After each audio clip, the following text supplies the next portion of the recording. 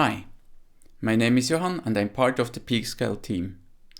In this video, I'm going to show you how to apply supply chain security to your CI/CD pipelines. Let's start with the problem. Your pipeline is vulnerable to various attack vectors. Your source repo might be modified by an unauthorized person. As a consequence, your build gets compromised, or it gets threatened by a vulnerable dependency such as log4shell. This in turn leads to a compromised artifact. Enter SLSA. SLSA stands for Supply Chain Levels for Software Artifacts. It is a set of standards and technical controls you can adopt to improve artifact integrity and build towards completely resilient systems. It's not a single tool, but a step-by-step outline to prevent artifacts being tampered with and tampered artifacts from being used, and at the higher levels, hardening up the platform that make up a supply chain. SLSA describes 4 maturity levels which make it easier to get started. Level 1 requires that you have a scripted build and generate provenance. I'll talk about provenance in a second. Level 2 requires that your provenance is generated by a build service and that it is signed.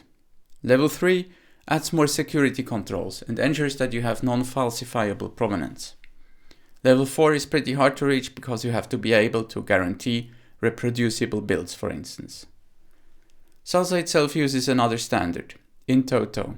This standard describes a generic attestation format. An attestation consists of a message and a cryptographic signature. The message itself consists of a subject, the who, it identifies some artifact, and the predicate, the what, metadata about the subject. Predicates in turn can have links referencing related artifacts. Let's have a look at an example. Some artifact identified by a hash, the subject, was built by GitHub Actions, the predicate containing a link to a Git commit. It is signed by a signature from GitHub. Now, what is SLSA provenance? Provenance is an in-toto attestation that some entity, the builder, produced one or more software artifacts, the subject, by executing some invocation using some other artifacts as inputs, the materials. Attestations are not restricted to SLSA provenance. You can generate other attestations, for instance, SBOMs. An SBOM stands for Software Bill of Materials. It is a nested inventory for software, a list of ingredients that make up software components. 2 popular formats are SPDX, Software Package Data Exchange, and CycloneDX. SBOMs can be generated by various tools like build tools or security scanners. The idea is that you can take an SBOM and put it into a predicate of an in-toto attestation.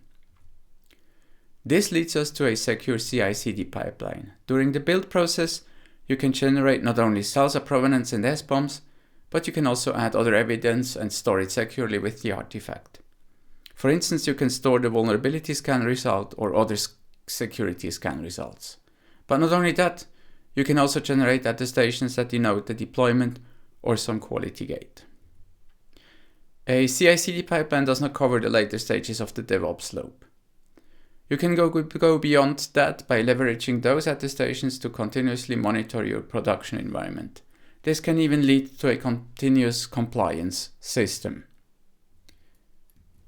Want to learn more about pipeline security? Reach out to us at peakscale.ch.